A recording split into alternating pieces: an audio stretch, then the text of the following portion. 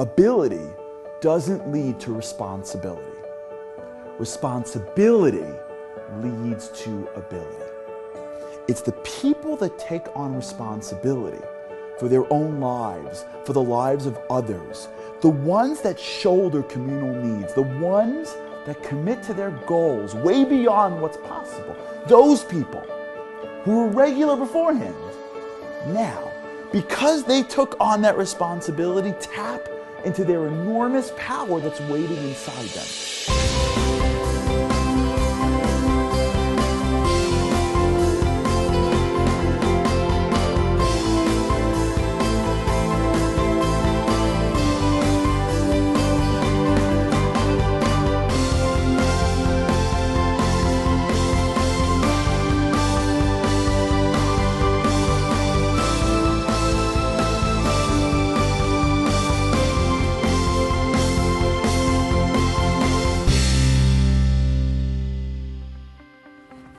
Hi everybody, and welcome to the show. I'm Harary, and it is great to be back with you again today.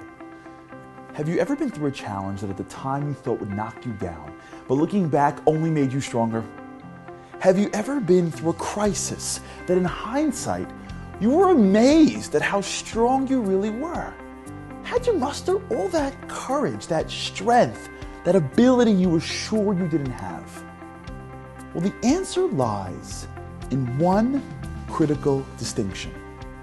You see, each of us have more ability than we can ever imagine. Our minds have the potential to grow and change and develop based on our thoughts and beliefs. We each have a soul that has divine power that can, if we tap into it, unleash ability we never thought possible. We have a body filled with muscles that can grow exponentially stronger if we just push them to. Now, we sense this tremendous power. We know it's in there, and we've even tapped into it before. You see, usually we get it at moments of fear or desperation, and at that moment we respond with an ability that surprises even ourselves. But here's the question: how do we bring it out? How do we access our latent ability more often and more consistently? How do we access this dormant power that lies within us? And the answer is by understanding one common misconception. When we look at great people, we make a mistake in understanding the sequence that led to their greatness. Now, we see people doing great things, and what we assume is that they have all these abilities. And because they have these abilities, they take on responsibilities, right? If you have certain skills and resources, if it was given to you, then go out and do something with it, right? If you're wealthy and you've got a lot of money, go out and donate some of it. If you're a leader and you're a born hero and you can deal with challenge, go out and try to navigate through crisis. If you're an athlete, that means you can know how to deal with performance in front of thousands of people. You have it in you to perform under pressure, right? We watch great people perform and we assume that they have all this great ability. And because of all their great ability, they take on the responsibility, right? Makes sense. The more you have, the more you can do, the more responsibility you should do. And that's the equation that we assume the world works by. Ability leads to responsibility, right? Close, but it's backwards. Now let me explain, because I think this is awesome. Ability doesn't lead to responsibility. Responsibility leads to ability. It's the people that take on responsibility for their own lives, for the lives of others, the ones that shoulder communal needs, the ones that commit to their goals way beyond what's possible. Those people who were regular beforehand, now, because they took on that responsibility, tap into their enormous power that's waiting inside them. You see, these people gain the ability to do amazing things because they took on responsibility before they had the ability. Because that's how the equation goes. Responsibility leads to ability. Now, if we want to access this wellspring of power and potential, then we have to change the following question. We have to stop asking, can I? And start asking, should I? Can I do something is about me, my ability, my power. Should I do something is about others. It's about responsibility.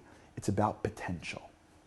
When we answer the question with yes, I should, or yes, I have to, then we push ourselves to do things beyond which we never thought imaginable. You see, we each have the ability within ourselves to do amazing things, to create an amazing life. That's what we're here for. So how do we fully tap into this potential? So we start by internalizing one key life principle. You are the only one responsible for the success and the failure in your life. Now let me say that again, because I mean it. You are the only one responsible for the success and the failure in your life. You see, when it comes down to success, we expect stuff, right?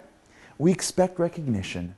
And even if other people have been instrumental in our success, we still tend to give ourselves most of the credit, right? I mean, we're really proud of our accomplishments and want, and maybe even need others to be proud of us as well, and especially to say it.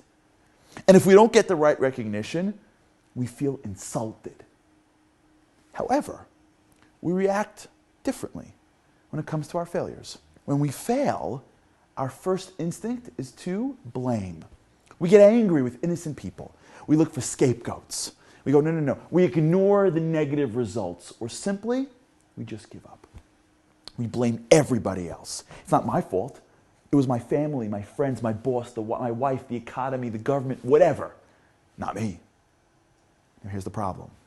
When we blame, we feel good for the moment, but it sabotages any hope we have for success. Because in order to be great, we need to realize that we alone are responsible for our lives. Nobody else. Only you. You see, it's by being responsible that enables us to be powerful. Let me tell you a story. Because I remember really well the first time I learned this lesson.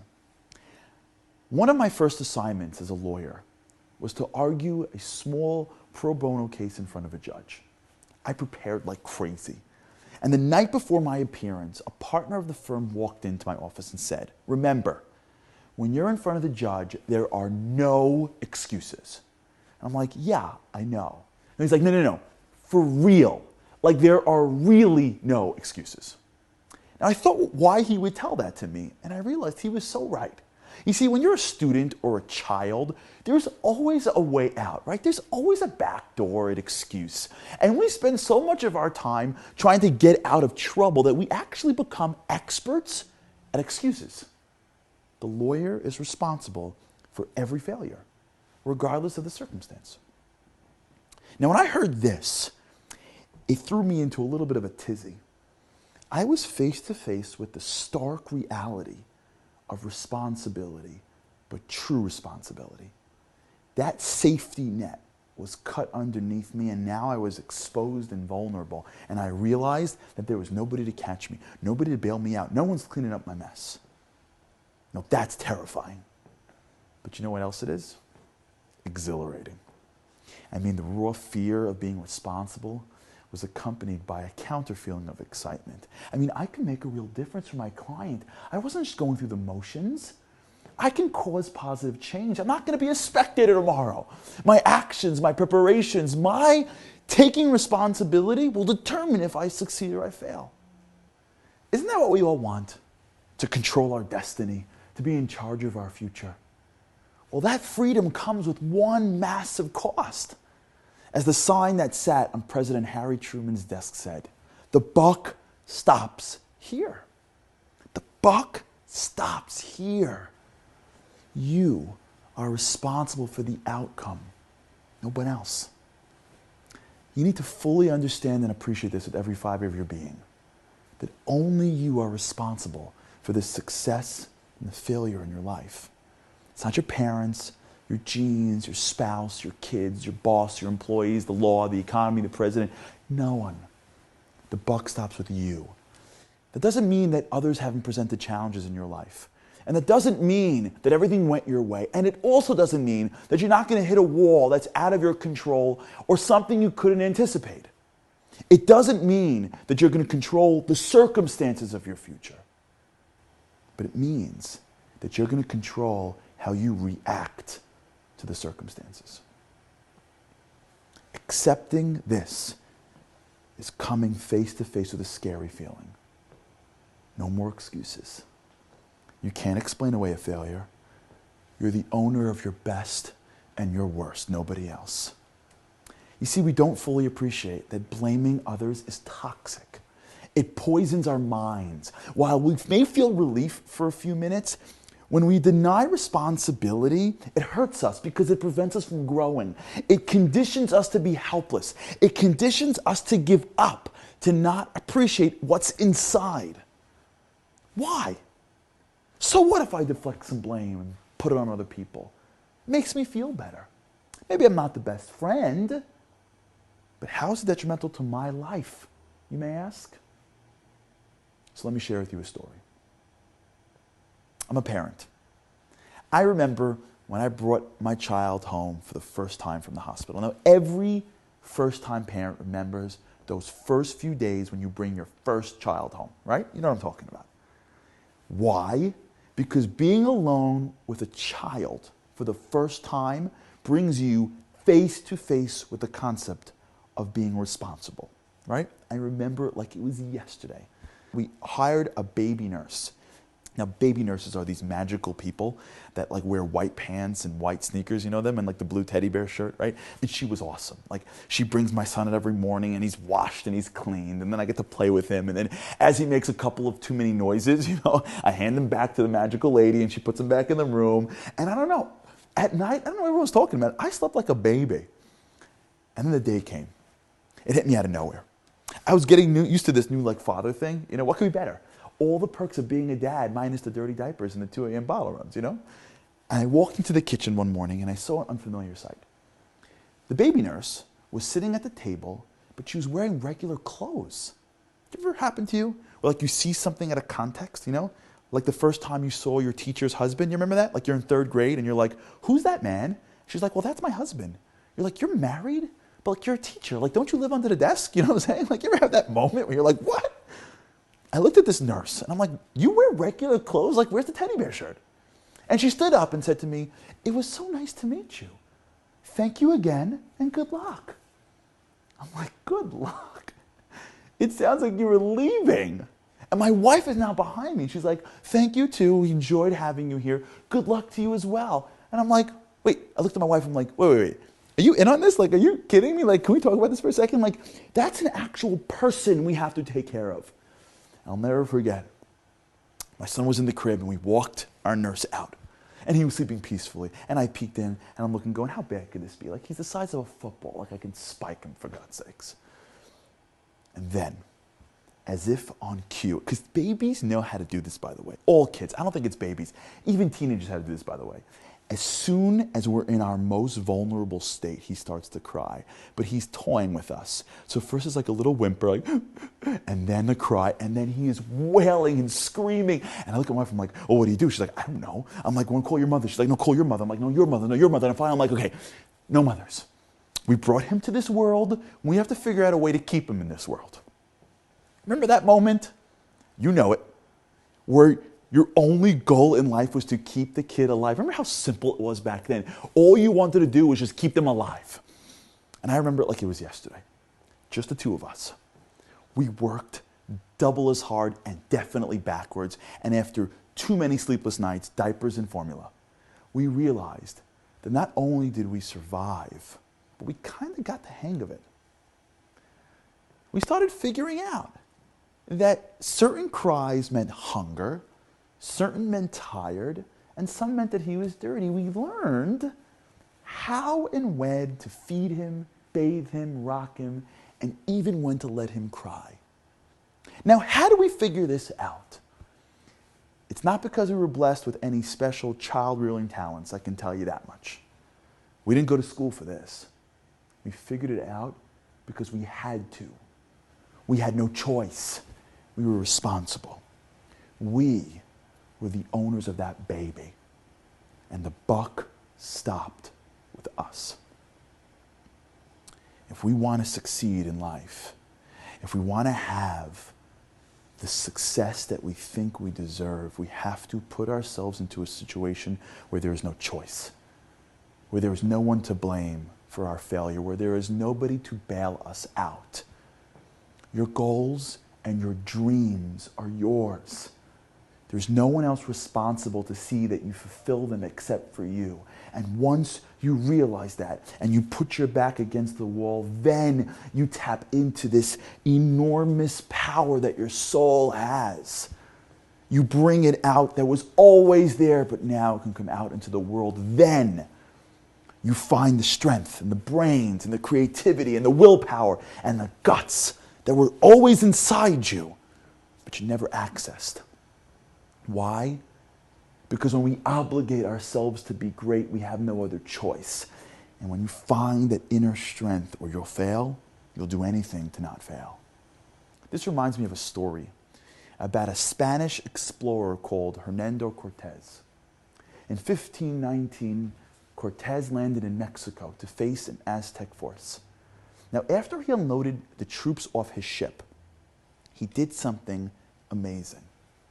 He turned around to his troops when all the supplies and all the gear and all the weapons were off and said, "Sink the ships." That's right, you heard me.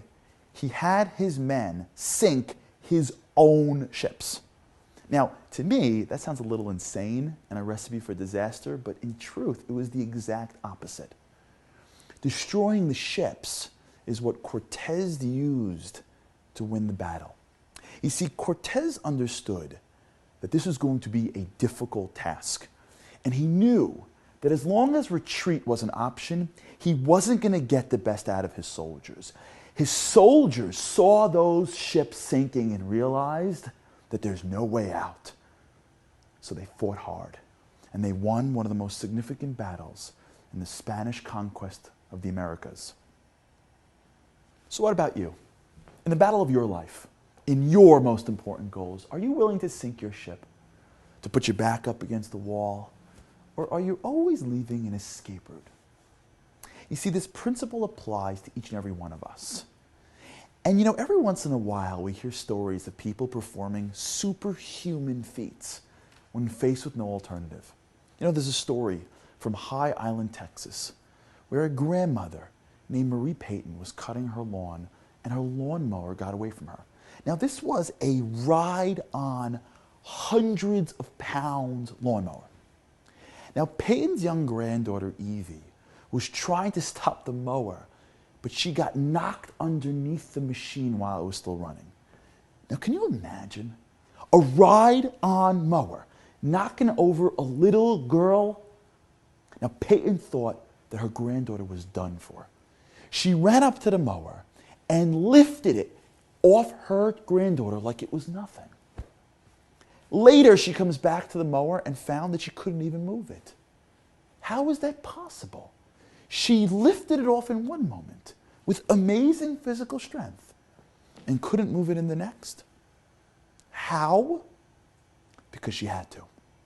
And you see, scientifically, what happened is that in certain really pressure situations, our brain activates our adrenal glands, which triggers the sympathetic system to send the body into an excited state. Now, what happens is that these glands release hormones that make us more agile, allow us to absorb more information, and help us use more energy, which gives us incredible strength. Now, that's the science, but here's the point. We normally use only a small percentage of our mind and body's capabilities. When we realize that our backs are up against the wall, we have the ability to transcend our physical limitations. You see, the truth is that they were never really limitations to begin with. We just assumed they were. We assumed that we couldn't get that job or ace that class or build that relationship or protect that person. But who says that's right? Why are we limiting ourselves? when push comes to shove, we have so much more than we think. And even if we can't tap into it every second, it's all there for us. What's stopping us is not our reality, it's our beliefs. We need to stop limiting our dreams before we give it a chance.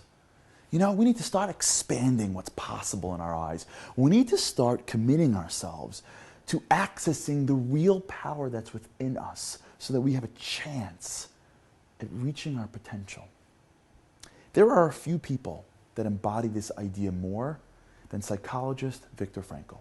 Now, Viktor Frankl created a field of psychology called logotherapy and wrote one of the biggest bestsellers of all time entitled Man's Search for Meaning. Frankl survived the Holocaust. He was in the concentration camps just like my very own grandparents. He observed something, which later became a critical piece to his thesis. You see, in the camps, the Nazis took everything away from them. Everything he had, they took. His family, his clothes, his possession, even the manuscript that it was his life work. And he sat there, huddled in the cold barracks, starving and exhausted and heartbroken, and he felt like he had nothing left. And then it hit him. They may have taken his possessions, but there was one thing they could never take: his perspective. They can control the outcome, but only he can control the response. Between stimulus and response, there is a space. In that space is our power to choose our response. In our response lie our growth and our freedom. You see, Frankl, in the middle of a concentration camp, talk about bad circumstances. He's sitting in a concentration camp, and in that moment, he took responsibility for the only thing he had left: his choice to respond. And by doing that, he activated a piece of himself that he never knew he had. He resolved to try to make the best of the worst possible circumstance, and that enabled him to thrive and survive. And not only that, but with that, he created a new approach to psychology that helped millions. Frankl said, by declaring a man responsible, he must actualize the potential meaning of his life. Is that amazing? If you want to succeed, you can, but you got to stop blaming. You got to stop complaining. You have to be the owner of your life. Now, it's going to be unsettling at first because cutting a safety net underneath you, it's fearful. But that is what's ultimately going to allow you to fly.